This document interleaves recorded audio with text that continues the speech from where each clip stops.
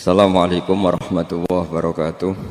Bismillahirrahmanirrahim. Jadi itu penyakit laten ya, melihat orang lain senang kok tahu melihat istrinya dan senang. Wah, itu kasus orang merantau dan yang tidak merantau supaya gak tersinggung. Saya memang sengaja mau memberi kajian yang ringan tapi bermakna, karena agama ini sebetulnya dimulai hal-hal yang ringan. Nggak ada ceritanya filosofi agama itu berat, karena jubilatil ukul ala qabulil haqqi. Semua ulama berpendapat akal itu dipaksa untuk menerima kebenaran. Saya pernah ditanya seorang dokter, dia tanya gini, Papa, zina itu kan enak, kenapa haram? Lalu tidak enaknya zina di mana? Terus dia saya tantang, andai kan zina wajib kamu bingung, kok bisa? Kalau setelahnya terus tak suruh lagi kamu bisa, ya udah bisa mau. Akhirnya dia mikir iya ya, kalau wajib malah bingung, harus mengumpulkan uang untuk murder, dan kalau dia senang seseorang tidak harus kesampaian, ya kan? Kalau kamu senang seseorang kan tidak mesti dia senang kamu, kan repot kan? Kalau senang tidak mesti dia senang kamu, atau nggak senang maunya dibayarkan repot. Mendingan diharamkan terus tidak usah, kan enak malah. Tidur di kamar happy santai, syukur-syukur itu terganti oleh sujud, oleh munajat, oleh kesenangan-kesenangan yang religi.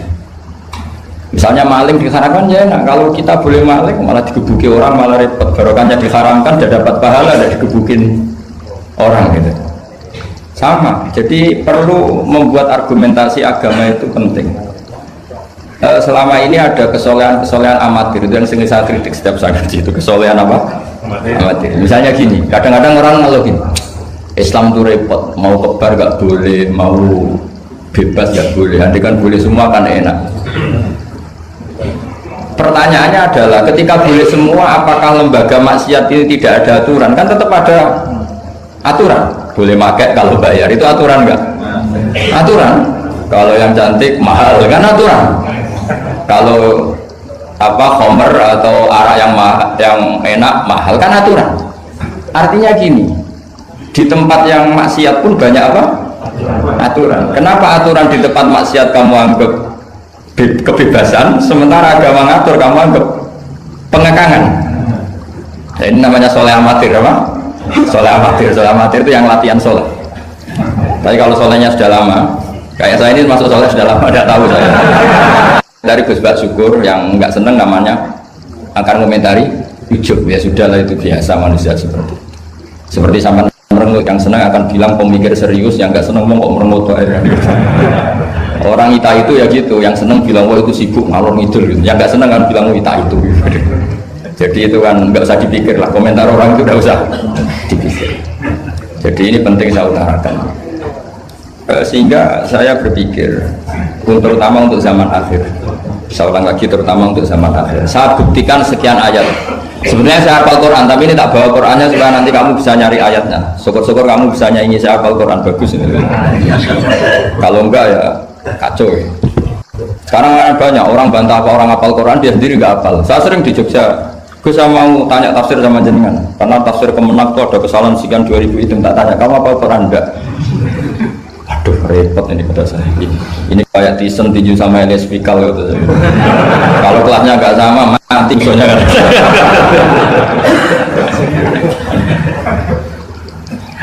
Karena bukan karena ini keangkuhan, tapi proporsional apa?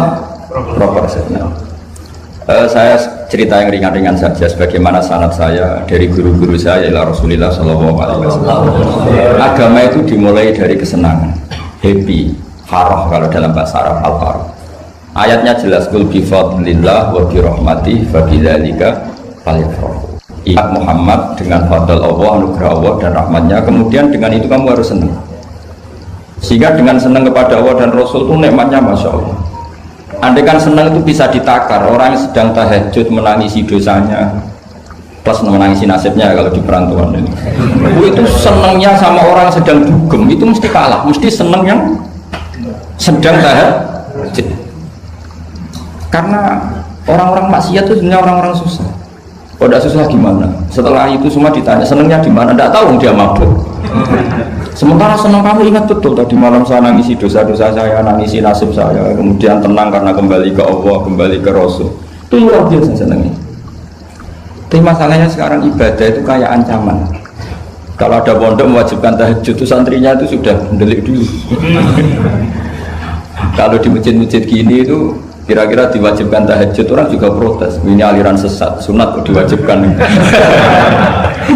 Jadi agama itu banyak keunikan, tapi yang jelas saya pastikan kamu harus senang. Kata Rasulullah SAW tadi, salasun mangkun nafihi wajata halawatal iman. 3 hal ini, kalau 3 hal ini ada pada kamu, ada pada kita, pasti kita ini menemukan halawatal iman, manisnya iman. Yaitu satu, ayyakuna Allahu wa rasuluhu ahabba ilaihi mimma siwahuma. Bahwa Allah dan Rasul itu lebih Anda cintai ketimbang yang lain. Mencintai Allah itu nikmatnya, Masya Allah. Caranya gimana supaya kita istiqomah ibadah? Anggap hidup kami itu sehari.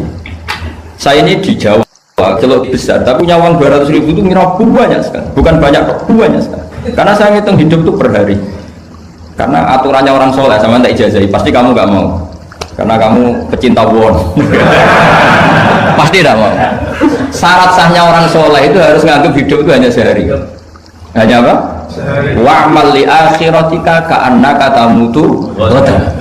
Beramallah untuk akhiratmu seakan-akan besok mati. Coba kamu yang di perantauan, bayangkan maksiat sampai 60 tahun ke depan kan berat. Sampai seminggu saja kira-kira berat kan. Tapi kalau bayangkan saya tidak akan maksiat semalam ini karena besok saya mati, sukses. Besok berpikir gitu lagi, saya tidak akan maksiat kan hanya sehari. Ternyata besok hidup lagi. Berpikir gitu lagi, tahu-tahu mati betulan setelah 60 tahun.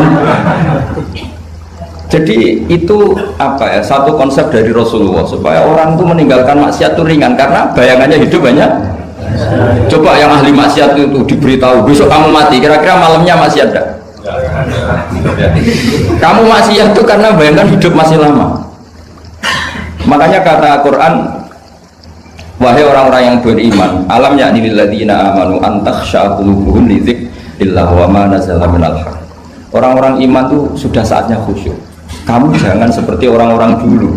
Orang-orang dulu fatola alaihimul amatu faqtasat qulubuhum. Orang itu menjadi wangkot, menjadi keras hatinya karena merasa hidupnya itu panjang. Ini penting, ini konsep-konsep yang ada di hadis sahih. Jadi tidak perlu kamu soal ini sahih apa enggak, tak pastikan sahih. Saya ini baca hadis lama sekali. Jadi yang nyoal harus imbang. Kalau enggak kayak Tyson dengan Elias Pikal. Supaya clear, supaya jelas. Saya sering ketemu para pemikir di Jogja dan berkali-kali saya bilang harusnya diskusi itu imbang. Ini bukan karena keangkuhan tapi karena proper. Awal maksiat itu dimulai karena tidak senang tercari kesenangan dan pilihannya maksiat. Coba kalau kesenangan itu ada pada Tuhan, itu luar biasa. Sampai Rasulullah itu menggambarkan ketaatan yang baik itu. Ada hadis yang mungkin kalau orang Jogja, orang Solo itu tidak siap karena agak priayi. Nabi pernah ngendikan, wa fi buti ahadikum shadaqah. Kamu meloni istri kamu itu ya shadaqah. Sahabat ya tanya, ayati ahaduna syahwatahu wa walahu ajrun. Yang benar aja ya Rasulullah, masa urusan seks, urusan biologis kemudian dia dapat apa? Pahala. Nabi jawabnya ringan saja, alaihi salawatu ahafi haramin akana alaihi wisrun. Kalau yang digauli itu istri orang atau yang enggak zaujahnya, enggak istrinya, apa dia ada dosa? Ya dosa ya Rasulullah. Fakadzalika kalau wadu'aha fi halalin kana lahu ajrun. Ya begitulah kalau dia kalau salah letak haram, kalau tepat sasaran ya halal. Segampang itu ibadah itu. Jadi ngumpulin istri ibadah, nimang anak ibadah, ngaji begini ibadah meskipun enggak paham, enggak ada syaratnya paham. Yang menyenangkan dalam Islam kan gitu, ngaji itu tidak harus paham, yang penting datang pura-pura paham selesai. Bahkan saya pernah dibully oleh santri itu, ya agak kurang ajar santri itu, ya santri gak jenengan santri tua-tua gitu. Itu Gus, jenengan sama saya nanti di surganya dulu saya. Kenapa? Karena kata Rasulullah SAW itu man salaka tariqan yaltamisu fihi ilman sahalallahu lahu tariqan ilal jannah. Orang yang mengambil jalan, yang mencari jalan, berjuang sekolah, nyari ilmu. Nyari yaltamisu itu maknanya nyari iltimas. Maka orang yang mencari ilmu itu sahalallahu lahu thariqan ilal jannah, akan dimudahkan jalan ke surga. Itu yang nyari loh Gus. Kalau sudah ketemu kayak jenengan tidak masuk hadis itu. Makanya bersenanglah yang sedang nyari tapi belum ketemu. Karena hadis itu untuk yang masih nyari. Itu pasti sampai Anda saya. Wah saya mikir, wah ini nyari hadis apa yang bela saya. Karena hadis ini itu tidak mihak saya, tidak mihak yang sudah ketemu. Yang namanya nyari kan belum ketemu, maka bergembiralah yang nyari ilmu udah alim-alim. Karena syaratnya ya kan, man salaka thariqan yaltamisu fihi ilman sahalallahu lahu thariqan ilal jannah. Siapa yang berjalan atau menempuh satu perjalanan mencari ilmu, di mana-mana mencari itu sudah ketemu belum? Belum. Berarti kiai masuk hadis itu enggak? Alhamdulillah, karena kiainya sudah ketemu. Maka bergembiralah jenengan saat tidak paham, artinya masih mencari. Makanya kalau mau paham jangan paham. Karena saya ini kebetulan memang peneliti hadis dan saya banyak menghafal hadis karena saya suka dengan kalimat-kalimat jamiah, kalimat-kalimat yang komplit dari Rasulullah SAW. Sehingga ngapalkan hadis saya itu banyak dan imbang itu ya balance kalau dalam bahasa inteleknya itu. Saya termasuk menghafalkan hadis wa innal alima la yastaghfiru lahu man fis samawati wa man fil ardi hatta al-hitan fil bahr. Sebagian riwayat wa inna mu'alliman nasi al khaira la yastaghfiru lahu man fis samawati wa man fil ardi hatta al-hitan fil bahr wa hatta an-namlatu fi juhriha. Ini hadis tandingan. Jadi yang tandingan tidak hanya 01 02, hadis juga ada hadis apa? Tandingan. Tidak apa-apa, ilmu itu memang butuh apa? Butuh perimbangan ya, butuh balance. Enggak boleh ilmu, tapi karena ilmu enggak pantas diomongkan tandingan gitu aja. Kata saya ada hadis yang bunyinya gini. Wa innal alima, orang alim itu akan dimintakan ampun oleh penduduk langit. Jadi semua malaikat Jibril dan Mikail, semoga termasuk Israel, itu memintakan maaf untuk orang alim, tidak yang belum alim. Itu kamu tidak masuk hadis itu. Keren mana? Wah sama kerennya Gus. Saya masuk surga, yang jenengan nanti juga masuk. Ya sudah, nggak usah geger ketemu di sana. Jadi ini penting. Nah sekarang problem Islam sekarang adalah yang garis keras pakai hadis-hadis garis keras untuk mengadili yang garis lunak pakai hadis-hadis yang garis lunak untuk mengadili hadis kelompok-kelompok garis keras. Itu tidak fair. Nggak fairnya adalah Islam itu kafah itu artinya konsepnya itu komplit, tidak boleh separuh. Saya punya sedikit ini yang agak serius, tapi tidak usah masukkan hati. Nanti kalian protes nggak bagus Israel itu. Begini, Abu Bakar As-Siddiq itu terkenal layinal janib, mutawaddi, layinal janib, sahlal akhlak, namanya layinal janib. Orang yang sopan sekali, santun sekali, santun, sopan, terus simpatik, sangat-sangat simpatik. Namanya Abu Bakar As-Siddiq. Tapi ketika beliau sudah iman, beliau iman itu kalau nggak salah ya kira-kira Saniyah Snen atau ya Salisa Robiah beberapa lah. Karena kalau dalam sejarah awaluman amanah itu sebetulnya Khadijah. Awaluman amanah mutlaqan itu sebetulnya Khadijah. Awaluman amanah mutlaqan bisa saja Sayyidina Ali, dan awaluman amanah mutlaqan bisa saja Abu Bakar Siddiq. Saya sedikit cerita ya supaya tidak gaduh dalam sejarah. Ketika Rasulullah umur 25 itu, ketika beliau umur 20 itu Khadijah itu karena punya paman penginjil namanya Waraqah bin Naufal, itu sudah tahu kalau Nabi akhir zaman ya Muhammad itu, sehingga dia memerintahkan gulamnya namanya Maisarah. Maisarah itu nama cowok, nama lelaki. Ini perlu dicatat. Nanti kalau kamu tahu Maisarah menemani Nabi dalam perjalanan, terus kamu tiruah cari Maisarah ya.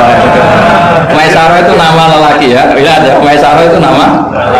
Orang Arab memang lucu. Biasa nama lelaki pakai tak muannas kalau dalam ini Mas Rois ini bahasa gontornya itu. Kalau bahasa Arab biasa Maisarah lelaki, Tolha lelaki, Hamzah lelaki. Jadi biasa kalau dalam bahasa Jawa kan enggak, soleh dan solihah, muslimin dan muslimat, pokoknya data itu mana. Sudah bahasa itu agak harus, tapi tahunya baru gitu sudah bagus loh, bisa naik kelas. Akhirnya Maisarah itu disuruh Khadijah khusus untuk meneliti Muhammad. Dulu masih jangkar karena belum Rasulullah. Setelah diteliti di perjalanan ke Syam, mengikuti dagang, semua keajaiban dan alamat nubuwah itu ada semua, termasuk tuzilluhul ghamamah tuti'uhus sahaib. Setiap perjalanan yang terik itu matahari pas apa? Ghamamah itu apa? Mendung mengayomi Nabi. Saya termasuk orang yang ditakdir pernah di pohon tua yang dulu jadi alamat nubuwah. Di Jericho itu ada pohon tertua di dunia. Pas saat di situ malah ada film dokumenter Kristen pas itu. Karena pohon itu semua Nabi pernah duduk di situ, termasuk Nabi Isa dan Nabi Muhammad SAW. Dan itu para pendeta tahu reaksi pohon. Jadi kalau sampean yang duduk pohonnya agak reaksi biasa saja. Tapi kalau Nabi yang duduk itu akan direaksi. Misalnya Nabi duduk di barat, kemudian matahari teriknya dari barat, pohon itu akan pindah ke barat supaya geser. Sehingga Rohibul Khairah itu tahu ini calon Nabi sesuai definisi atau kriteria yang ada. Singkat cerita, setelah Maisarah lapor sekian alamat Nabi itu diceritakan Khadijah, terus Nabi ketika umur 25 dia memantapkan diri untuk nikah sama orang yang bernama Muhammad. Tapi Khadijah itu mulai agak kecewa, kok nggak jadi Nabi, biasa-biasa saja, tetap dagang saja, Nabi tetap dagang, hanya tentu tetap punya sifat amanat, kredibilitas dijaga, semuanya terjaga, tapi nggak ada alamat Nabi yang ekstrim lah, yang sehingga Khadijah mulai mamang, ini kapan jadi Nabi ini, kok gini-gini aja ya. Nah, pas umur 40 itu Nabi ngalami yatahannas itu yata'abbad al-layali yadawatil adat. Kalau dalam Sahih Muslim disebutkan fakana yatahannasu fil ghar wa huwa at-ta'abbud al-layali yadawatil adat. Yang dikatakan tahannus adalah menyembah Allah di gua, menyepi, kemudian beberapa hari. Terus di hadis itu juga diterangkan wa yatazawwadu lidzalik. Perlu dicatat dulu tirakannya Nabi itu ya bawa bekal, bukan terus kelaparan 3 hari nanti fata morgana yang dilihat. Jadi ini perlu dicatat. Kadang banyak orang tirakat gak makan 40 hari, gak makan 3 hari, itu malah bahaya. Karena dikatakan nur atau apa ternyata fata morgana karena lama gak makan. Jadi perlu dicatat di hadis itu jelas ada kalimat wa yatazawwadu lidzalik. Ya Nabi ya normal bapak bekal, jadi tidak lapar-lapar amal. Tapi tidak satu nampan kayak makan di atas tadi enggak ya. Kalau itu makannya orang kelaparan itu. Ya tapi bagus lah, saking hormatnya sama kiai makannya banyak. Apa ngetes kiainya? Kalau banyak ada kiai ini. Motifnya apa enggak tahu. Motifnya enggak tahu, tapi husnudzon wajib. Panitia tenang saja, kiai itu wajib husnudzon. Harus baca ini ya Muhammad. Nabi begitu Fatah. Sehingga ini penting sekali karena jarang orang mengungkapkan ini. Kenapa jarang mengungkapkan? Kemungkinan satu tidak tahu. Dua, karena kadang kiai itu ya manusia, Ustaz juga manusia. Kadang-kadang dengan tanda kutip itu ya pecundang. Dia ngomong yang dicintai pasar, itu yang saya sesalkan betul. Tidak ngomong yang dibutuhkan dalam khazanah Islam. Itu saya kecewa betul. Dan semoga mereka itu tobat. Enggak boleh seperti itu. Coba kita ini Islam mulai kecil, punya kiai mulai kecil, kadang-kadang tidak pinter-pinter karena ayatnya itu terus sama, kubu sebelah misalnya dalil ayat ini, yang ini terus gitu aja. Kalau orang sunat diceritain Nabi Ibrahim sunat 80 tahun itu pakai palu, pakai apa itu, kodum itu apa langganan ya. Kalau ada orang mati ya mesti kullu nafsin, kalau ada orang nikah mesti faman rohibaan sunnati, itu saja. Jadi umat ilmunya tidak tambah, sudah siapa saja nikah ya itu aja, yang mati ya itu aja kullu nafsin. Karena ya pasarnya seperti itu. Buat sekali-kali ada orang mati itu bilang ayo pesta, karena orang dolim ini sudah mati, mengurangi beban bumi, mengurangi beban apa? Syukurilah kematian orang fasik ini. Itu nggak disangoni sampai sudah ada disangoni, dibenci keluarganya, ya enggak? Ya daripada gitu yang umum saja, kullu nafsin kematian adalah mau'idzah, kafa bil mauti wa'idzan, cukup mati sebagai nasihat, ya ikut pasaran saja karena itu yang menghasilkan pasar. Tapi resikonya itu ilmu itu tidak tambah apa? Tambah. Ini kritikan saya, semoga ini membantu ya supaya ustadz-ustadz itu kalau ngaji itu mikir yang dibutuhkan umat, jangan permintaan pasar, itu tidak bagus.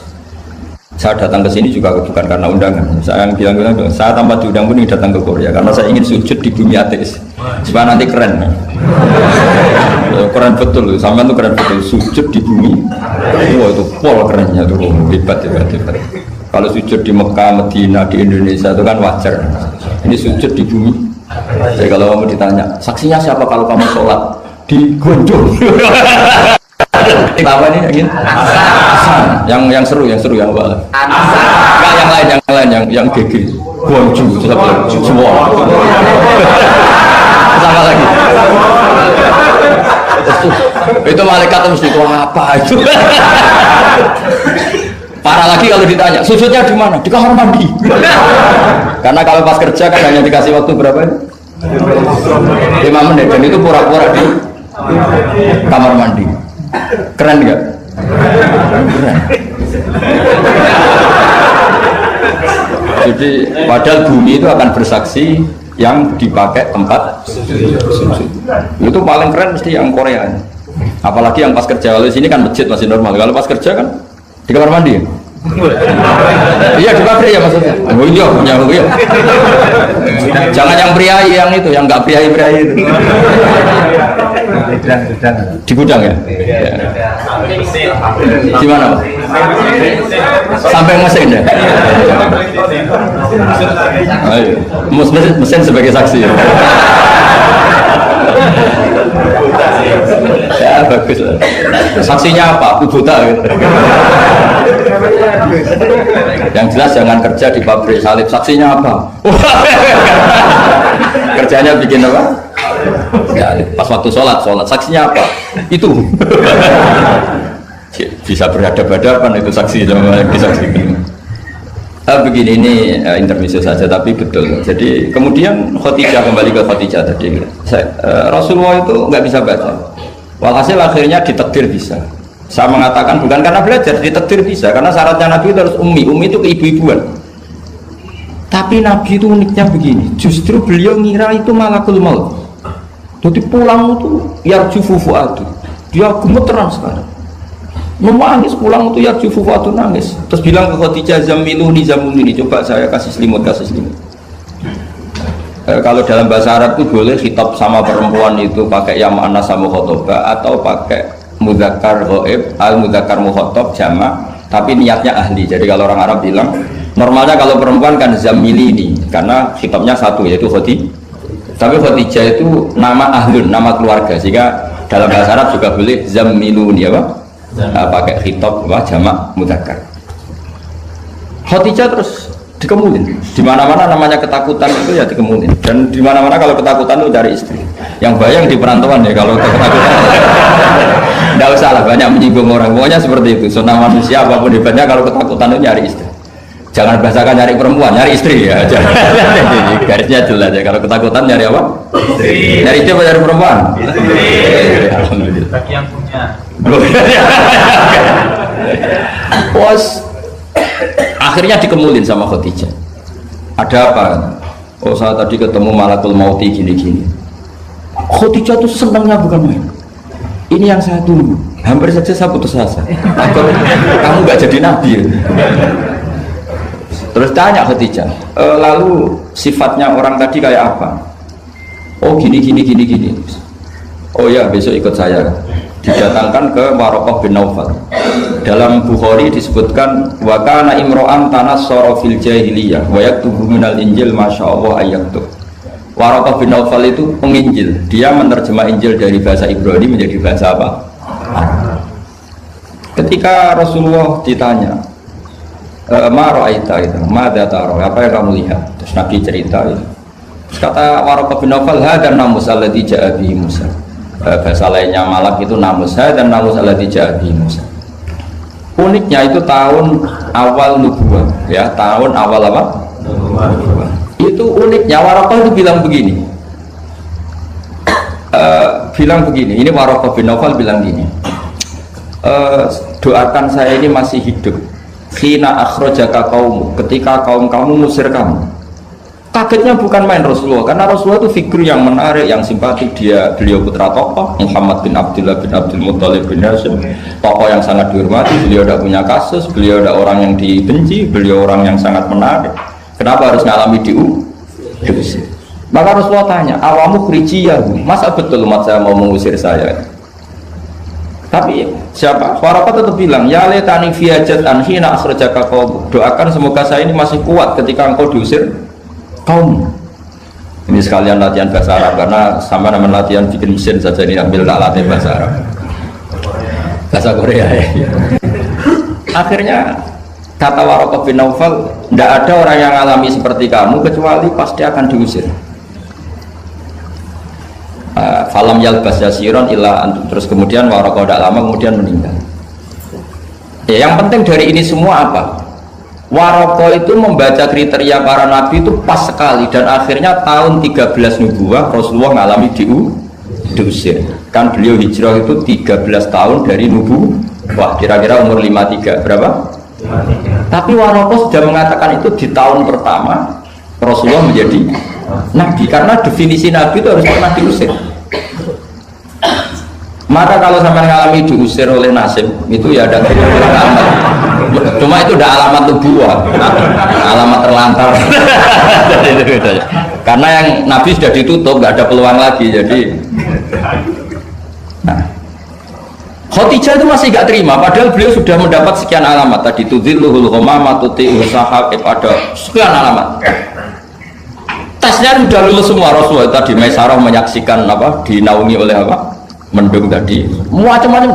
Khadijah itu masih dengan tanda kutip masih agak-agak beli, masih cari definisi yang ini agak absurd lah. Terus kata Khadijah gini, ya Muhammad, ya Rasulullah, kalau kamu kedatangan teman kamu itu, kalau bilang sohibuka, nanti cerita ke saya. Ya kata Nabi. Nabi itu lugu, nggak ngerti kalau itu dites. Ya katanya. Suatu saat Jibril datang ke Rasulullah. Ini malak, ini Jibril, ini teman saya datang. Ya Nabi kadang istilahkan Jibril itu temannya. Ini teman saya datang. Oh ya. Terus Khadijah dekat Rasulullah, pas Rasulullah agak-agak di pangku manja. Fakasyafat an auratiha, sebagian auratnya Khadijah itu dibuka. Sama tidak usah bayangkan kelihatan apanya itu. Makanya agak-agak. Ya kira-kira bukunya saja lah yang lebih mudah. Tidak lebih dari itu, jangan macam-macam. Akhirnya terus ditanya, Khadijah tanya, temanmu masih? Enggak, lari. Hanya Khadijah ditutup lagi. Khadijah nggak tahu ada Jibril, nggak tahu, ditutup lagi.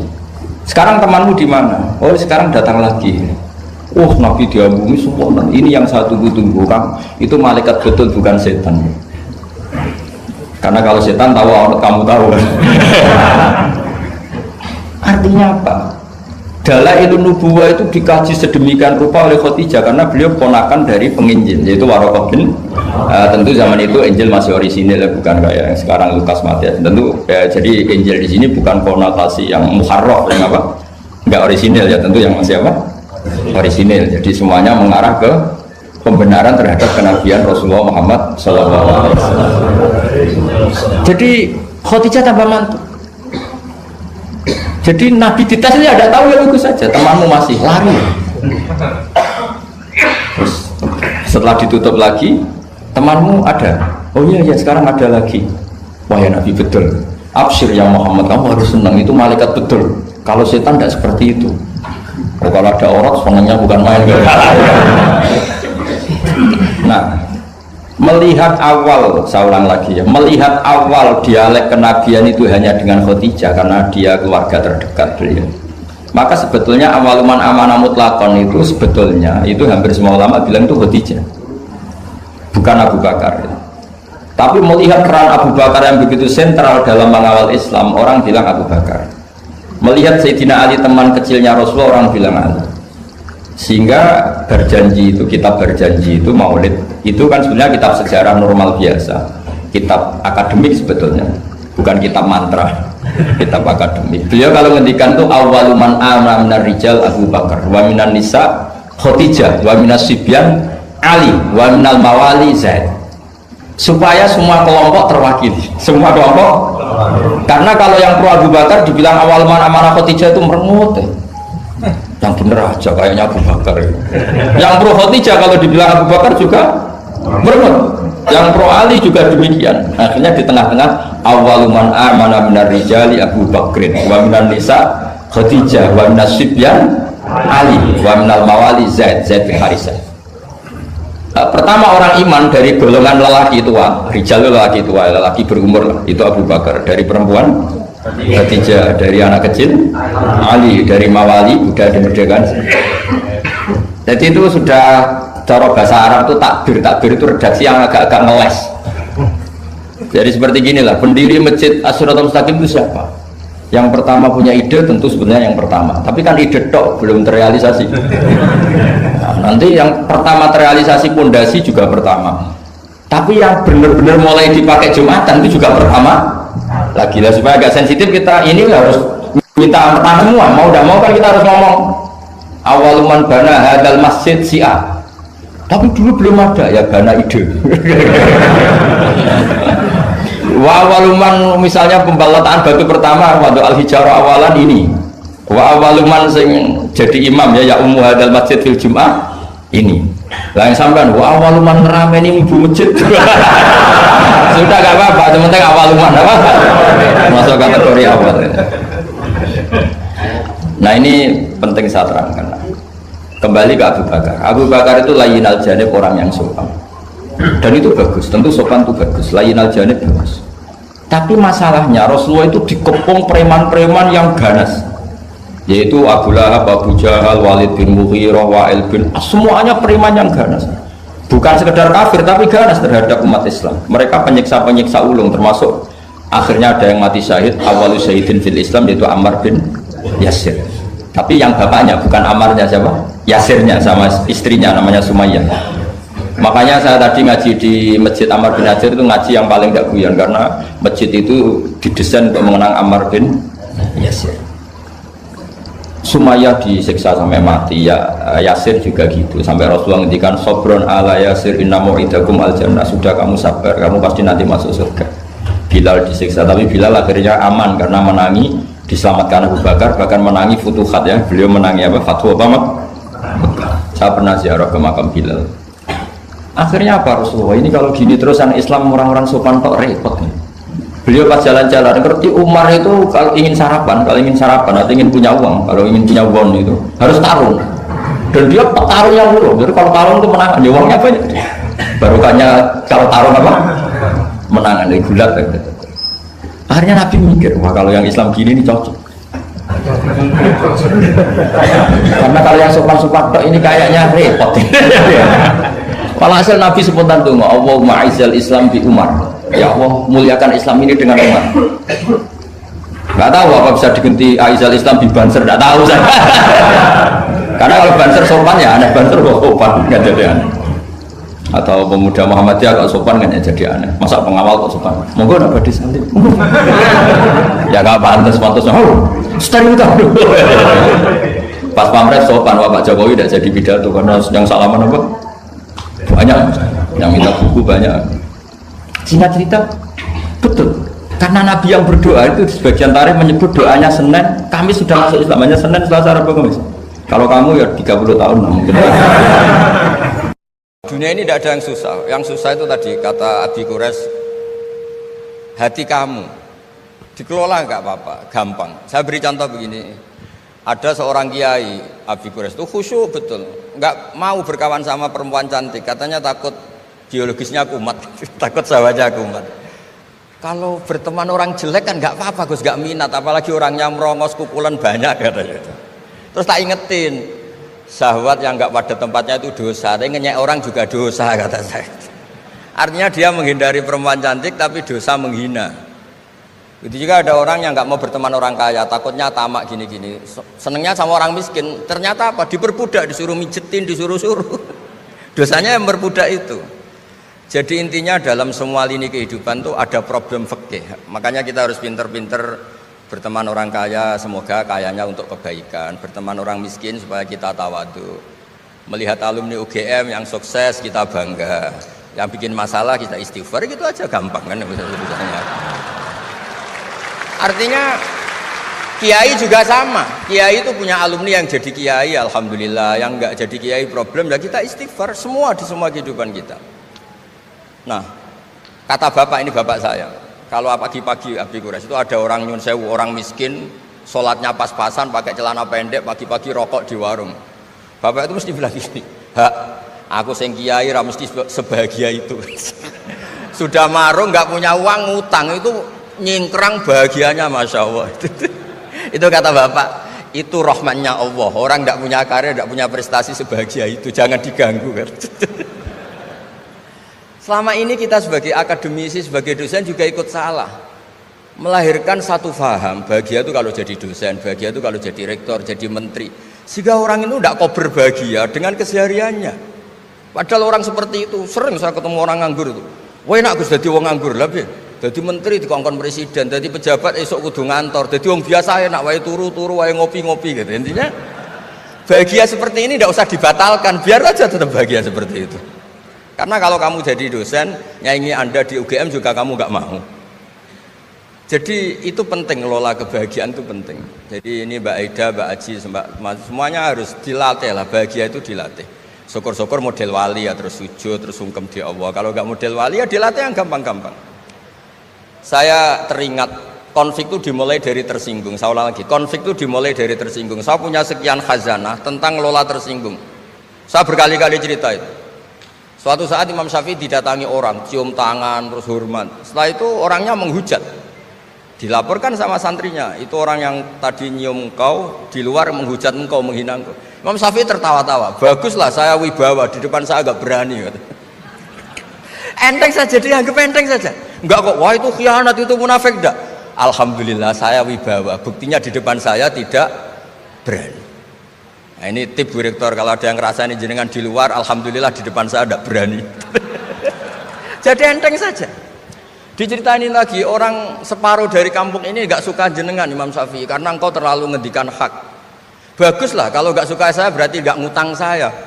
Yang masalah tuh yang suka-suka itu bisik-bisik minta-minta. Jadi dianggap enteng saja. Kalau Anda sudah bisa ngelola konflik seperti itu, ringan saja. Ada lagi ulama disuruh ke tetangganya, setelah datang ke rumahnya, irji falah hajata libik. Sudah kamu kembali, saya tidak butuh kamu. Setelah sampai rumah dipanggil lagi, ya saya jadi butuh kamu, silahkan ke rumah. Datang lagi sampai 3 kali. Dan setiap dari 3 itu ulama tadi senyum, senang, puas sekali. Akhirnya pemuda tadi tanya, engkau saya bully, saya kerjain kok tetap senang ceria. Sampai 3 kali. Ayo datang ke rumah saya. Setelah sampai rumahnya, sudah pulang aja, saya tidak butuh kamu. Setelah di rumah dipanggil lagi, Pak Yai jadi acara di rumah saya. Setelah di rumahnya, sudah saya tidak butuh kamu, pulang. Sampai 3 kali. Dan fikul lil marroh, di fitil kal marroh, di semua itu beliau senyum, senang menikmati. Terus tanya pemuda tadi, kenapa engkau tetap senyum-senyum menikmati? Saya ini penghamba Allah sejati, senang saya sama ajarannya Allah, disuruh menghormati tetangga. Kamu tetangga saya, minta saya datang ya datang, puas kamu nyuruh saya pulang ya saya pulang. Alhamdulillah saya jadi hamba Allah yang baik, ngikuti perintah Allah, hormat tetangga, kata dia. Sama kita di Indonesia gitu, kalau Anda tidak sefaham dengan presiden atau dengan bupati, perintah Allah itu hubungan dengan mereka baik, cocok tidak cocok harus baik, itu perintah Allah. Jangan yang cocok jika kita membebek, nggak punya prinsip, nggak punya ideologi. Saya diundang di sini, kalau nuruti nafsu saya tidak cocok, kiai kok diatur-atur. Tapi perintah Allah disuruh hormati kawan, kata Rasulullah di sebuah hadis, inna min abaril birri silatar rajul ahla wuddi abih. Kebaikan tertinggi itu adalah berkawan baik sama teman bapaknya. Saya ini dekat sekali sama Profesor Zaini Tahlan, sehingga harus hormati putrinya. Sebetulnya wajib hormat itu dosen UGM, kalau enggak dipecat kan. Tapi saya punya konstitusi sendiri. Jadi kalau kamu hidup kamu sudah bertautan dengan Allah, semuanya indah. Maka yu'minu billahi wal yaumil akhir falyukrim jarahu. Kalau kamu iman sama Allah dan Rasul, hormati tetangga kamu. Bukan pakai hukum sosial, kalau baik saya baiki, kalau enggak. Berarti ada terdikte oleh makhluk. Terdiktelah oleh Allah Subhanahu wa taala yang suruh supaya kita selalu baik. Nabi mencontohkan ada 3 tetangga. Satu punya 3 hak, yaitu dia muslim, dia kerabat kamu, dia tetangga kamu. Yang 2 punya 2 hak. Dia muslim, dia tetangga kamu tapi tidak keluarga kamu. Yang satu punya satu hak, dia tidak muslim, tidak kerabat, tapi itu tetangga kamu, yaitu non muslim, juga harus baik. Suatu saat Khalilur Rahman Ibrahim itu ditamoni orang Majusi, umurnya 70 tahun. Ceritanya ada di Ihya, di Ar-Risalah Al-Qusyairiyah. Ya meskipun ini tidak bidang Pak Munjid, tapi referensinya saya sebut sebagai penghormatan pada UGM. Kamus keren masa ngomong tanpa referensi gitu. Nah, itu nanti ini pasar gelap kata beliau. Kalau ada kiai yang referensinya tidak banyak, kata beliau pasar gelap katanya. Saya minta makan kali ini saja, kata Khalilur Rahman Ibrahim, hatta tuslima, kamu harus Islam dulu. Terus orang ini putus asa. Wallah itu sudah pulang setelah sekian meter sama Nabi Ibrahim, sama Allah. Nabi Ibrahim dikasih wahyu, ya Ibrahim, kamu tidak mau ngasih makan orang itu meskipun hanya 1 hari? Tidak, karena dia masih kafir, non muslim. Ut'imuhu ala kufri sab'ina sanatan. Itu orang sudah umur 70 tahun, tidak pernah kelaparan. Sayang Tuhan saja ngasih makan, kamu manusia tidak mau. Jadi. Terus dipanggil akhirnya, ya Majusi sini, tak kasih makan. Kenapa kamu rubah? Ditegur sama Tuhan, karena kata Tuhan, saya yang Tuhan saja, yang dikafiri dia tak kasih makan, kok kamu manusia kok ribet kan? Akhirnya dikasih makan. Jadi contoh-contoh muamalah kebangsaan, beda agama itu cukup, referensi kita cukup. Yang enggak cukup adalah pikiran kita yang sempit, itu masalahnya, pikiran kita yang sempit. Wong Islam itu kepenak, enak betul. Saya punya saudara, punya keluarga, saya tadi cerita Pak Kures. Wah itu haternya banyaknya bukan, tapi bilang ke saya, dah Gus kita sama-sama wali. Syaratnya wali itu hanya 2, dicintai banyak orang atau dihujat banyak orang. Kalau dihujat banyak orang itu ngilangi dosa kan. Islam itu enak, dicintai orang ya ibadah, dirasani orang ngilangi apa? Dosa. Maka kamu jadi dosa, tenang saja. Kalau mahasiswa senang energi kebaikan, kalau tidak senang ngurangi dosa, kan enak kan? Monggo jenengan milih mana, milih banyak pecinta apa banyak yang membenci. Tapi apapun itu, terus kembali ke Pak Kores tadi, yang semuanya dari semua itu adalah Allah Subhanahu wa Ta'ala. Kalau kamu nyari ridhonya Allah, enteng semua kan? Sudah enteng betul. Menyabari orang yang menyinggung itu ya ibadah. La taghdab, farad dadam iraron faqala la taghdab. Tersinggung enggak marah itu ibadah. Wal kadhiminal ghaidh. Jadi itulah yang harus kita latih, saya itu sering ijtihad ya, bukan dengan makna yang mutlak ijtihad biasa. Saya ini termasuk kiai yang susah diundang. Saya datang ke sini bukan sebagai UGM, Bu Ova itu putra dari Profesor Zaini. Jadi jangan GR Pak Munjid kalau saya diundang UGM terus Pak Jumawa ini undang, biasa aja. Biasanya bukan karena meremehkan UGM, enggak. Memang ada aturannya. Kiai itu kan ya jaga hatinya. Jangan-jangan diundang UGM mari takabur. Kan ya kita mikir. Kalau nggak mau, jangan-jangan takabur. Diundang kok nggak mau kan ya mikir. Ini cerita Pak Kores. Ini kisah nyata. Saya tuh pernah diterima kasih kiai kecil. Gus matur nuwun Gus jenengan nggak datangan. Oh iya. Kalau di dunia kiai itu kiai kecil kan diundang acara-acara kecil. Ya kira-kira salam tempel erong atau sewu lah kira-kira gitu. Gara-gara saya tidak datang dia lakon itu ya lakon dia yang disalami template, yang dicium. Oh itu kalau jenengan datang saya mahjub, saya itu gak kanggo gitu. Jadi dianggap uang 200.000 itu dari saya. Ternyata menghadiri acara kecil itu tidak solusi juga. Kalau kita kiai besar datang ke acara kecil, ini namanya menghentikan rezekinya yang kecil. Itu ibarat toko besar dekat kelontong kecil gitu. Tapi kalau tidak datang, sombong betul setelah kiai besar diundang yang kecil gak mau. Nah itu namanya istihad. Istihad itu satu pemikiran yang tadi yang diceritakan Mas Haji tadi. Mau tidak mau kita secara sosial itu berdebat. Sebaiknya kita ini merakyat apa enggak? Kalau merakyat dengan tema-tema rakyat, urusannya makan, mungkin kita tidak jadi negara maju. Tapi kalau terlalu tema-tema besar, jangan-jangan lupa ngasih makan. Ya sudah, itu istihad. Ini yang terakhir saya cerita perbedaan pendapat. Dulu Al Haris Al Muhasibi itu pernah punya ide. Ini temannya Imam Ahmad, temannya Imam Syafi'i. Ya Imam Ahmad saya mau ngarang buku tentang menolak faham-faham Mu'tazilah, faham-faham yang nggak benar. Menurut Anda gimana? Jawabannya lucu. Jangan katanya. Kenapa? Sebelum Anda membantah mereka, meluruskan mereka, pasti Anda cerita argumentasi mereka.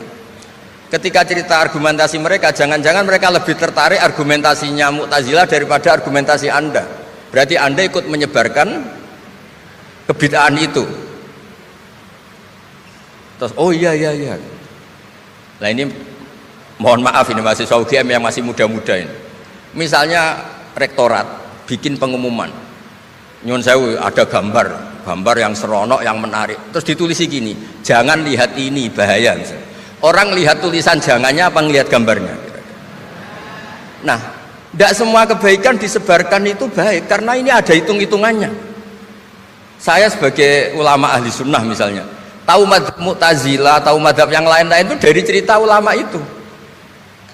Jangan-jangan ketika kita cerita bahaya NKRI misalnya, kita ini mencintai NKRI justru karena baca buku bahaya NKRI dalam ambang apa. Setelah baca terus tahu ekstremis, tahu ini itu, malah benci NKRI. Padahal kita ngarangnya demi persatuan NKRI, tapi kita tahu problemnya dari nulis. Nah itu hal-hal yang memang dalam istihad, dalam pemikiran itu, makanya saya hanya cerita yang ada di kitab karena ini keahlian yang memang saya diundang di sini, jadi saya profesional saja. Jadi di bab-bab seperti itu tuh memang kita pasti gamang. Berteman orang kecil katanya merakyat, ternyata memperbudak. Enak kan Anda misalnya Pak Munjid berteman kampungnya di Kebumen, dosen UGM tinggal nyuruh minta mijitin. Kalau berteman rektor disuruh-suruh kan. Nah ternyata tidak merakyat, senang berteman orang bisa disuruh, gak siap berteman atasnya. Lah gak mau berteman atasnya katanya merakyat, ternyata karena hasud, karena gak jelas semua, hidup ini gak jelas. Yang jelas hanya Allah Subhanahu wa taala. Makanya menurut ilmu tasawuf itu qulillah tsumadarhum fi khawdima labun, sudahlah kembali ke Allah. Berteman orang kecil ya karena perintah Allah. Kalau karena perintah Allah pasti inginnya ikram, memuliakan. Berteman orang besar juga karena perintah Allah supaya ada hasud, supaya Indonesia ada chaos. Kayak tadi yang didawuhkan Pak Quraisy, la imamun ghasyum khairun min fitnatin tadum. Imam yang dengan arti salah itu masih lebih baik ketimbang chaos. Karena kalau chaos lebih gak kebayang. Ya apapun itu cukuplah khazanah-khazanah Islam untuk mendidik kita sebagai orang yang menjaga kebinekaan, menjaga ukhuwah. Ketika negara ini berdiri itu ya dialek semua antar umat beragama. Sehingga diputuskan yang penting itu berketuhanan. Maka yang ditolak oleh konstitusi kita adalah ateisme, komunisme. Saya membayangkan misalnya punya anak perempuan, diajak orang yang tidak beragama di tengah hutan misalnya, bunuh ya tidak takut Tuhan, merkosa tidak takut Tuhan, salah etika ya tidak takut Tuhan. Bandingkan kalau diajak yang beragama, pasti masih ada rambu-rambu, ada ini itu. Sehingga memang masalah betul ketika orang tidak berketuhanan itu. Itu semua tokoh agama bersepakat. Termasuk saat itu ya ada Perindo, selain ada NU ada Perindo. Itu yang ditentang itu adalah ateisme. Karena kalau orang tidak bertuhan itu ngeri. Ngerinya itu ya tadi misalnya kita punya anak perempuan atau punya keluarga, diajak orang yang tidak beragama. Misalnya berzina ya tidak takut dosa, merkosa ya tidak takut, bunuh ya tidak takut karena nggak punya Tuhan. Mungkin takutnya sama polisi ya kalau ketahuan, kalau enggak. Tapi kalau orang bertuhan ini sistem kesalehannya, sistem kebaikannya ini berlipat-lipat. Takut hukuman Tuhan, takut sosial, takut ini itulah, sehingga kita bersepakat berketuhanan. Lalu kedua, ada beberapa kejadian nyata di beberapa negara yang fahamnya itu tidak bertuhan, itu bekas kondom atau bekas apa dipakai lagi, didaur ulang. Bahkan tinja yang bisa dikelola jadi bahan makanan. Kalau yang beragama tidak, termasuk mungkin di ilmu medis ini tidak wilayah saya tapi saya cerita, mungkin masalah-masalah kayak ya apa hal-hal yang menurut kita dilarang, menurut agama mereka enteng saja. Misalnya bikin cadangan-cadangan organ tubuh dan sebagainya. Kalau beragama itu masih enak, aturannya jelas. Kalau nggak beragama itu repot. Sehingga saya cerita sedikit lagi-lagi karena kadung dipuji ahli Quran Pak Quraisy sama saya. Saya cerita. Dulu ketika Rasulullah itu sugeng masih hidup, itu ada kekuatan politik. Satu Romawi bertuhan, yang satu Persia tidak bertuhan, tidak berkitab suci. Ketika Romawi kalah, itu Rasulullah itu susahnya bukan main, karena yang masih mentautkan diri dengan Tuhan kalah sama yang sudah tidak bertuhan. Dan ketika akhirnya Persia yang kalah, yang menang Romawi, Nabi itu ikut senang karena yang bertuhan mengalahkan yang tidak bertuhan. Kenapa penting bertuhan? Karena bertuhan itu setidaknya punya aturan. Melakukan ini dosa, melakukan ini dosa. empati sama fakir miskin itu ibadah. Semua agama pasti sama di tema-tema seperti itu. Sehingga berketuhanan ini penting sekali, kata Pak Kures tadi, berketuhanan itu luar biasa. Terus kedua, ini penting juga. Saya mohonnya, saya pernah juga disowani beberapa tokoh dari Mabes Polri. Saya sering bilang, Indonesia utamanya pejabatnya harus terima kasih sama seluruh rakyat Indonesia, karena itu aset yang sebenarnya Indonesia ya seluruh rakyat Indonesia. Saya satu cerita, ini hadis sahih di Bukhari, nggak bisa dipertentangkan. Ini hadis sahih di Bukhari, di Muslim. Di antara yang diapresiasi Allah itu adalah potensi jahat kita tidak menjadi, tidak kita wujudkan.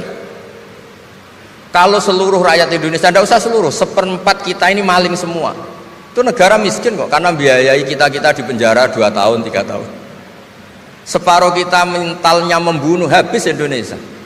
1/4 saja, 1/3 saja, 1/8 saja punya mental killer, itu habis Indonesia. Ketika rakyat kita, ketika tetangga kita, masyarakat kita tidak melakukan kejahatan, itu ketertiban yang sejati. Maka semua bentuk ketidakkriminalan yang dilakukan oleh rakyat Indonesia itu awal dari aset bangsa ini. Coba kalau semua orang mencuri, habis negara untuk biayai di penjara. Semua orang kriminal, berkahnya mereka tidak melakukan, Indonesia baik-baik saja. Sebab itu ketika ada sekian kebaikan, Nabi terakhir ngendikan apa? Takufu syarroka anin nas fa innaha shadaqatun minka ala nafsik. Potensi jahat kamu jangan kamu lakukan, itu sudah menolong peradaban. Para gadis tetap gadis karena nggak diperkosa. Orang yang punya kambing satu tetap punya kambing satu karena nggak dicuri. Orang yang berkarir tidak terhenti karena karakternya nggak dibunuh, tidak dihujat, tidak dihentikan, tidak disetop oleh cibiran, oleh bulian. Maka di antara 7 orang yang dilindungi Allah, fi dzillihi yauma la dzilla illa dzilluh, itu Nabi hanya cerita orang yang nggak jadi. Di antara yang diceritakan Nabi dalam sebuah hadis, saya ini lelaki sejati, sangat mencintai sepupu saya, dan saya mau ngumpuli dia, tidak mau sampai saya kasih uang 100 dinar. Setelah saya kasih 100 dinar, saya ingin ngumpuli dia dengan cara salah tentu. Dia gak mau dan berpesan, la tafuddal khatam illa bihaqqi. Kamu jangan ngumpuli saya sebelum nikah. Singkat cerita, pemuda ini gak jadi melakukan hal yang nista, yang gak benar. Itu sama Allah dijadikan wali, berkahnya nggak jadi. Jadi kalau potensi kejahatan kita tidak menimpa orang lain itu sudah luar biasa. Jangan nunggu berjasa kita dapat penghargaan setelah kita jadi kiai besar, jadi dosen UGM, jadi ini itu. Semua masyarakat kita yang menahan potensi kejahatannya itu adalah aset sejati Indonesia. Karena sekali mereka berkejahatan, entah itu mencuri, merkosa, habis. Harapan kita sebagai bangsa habis.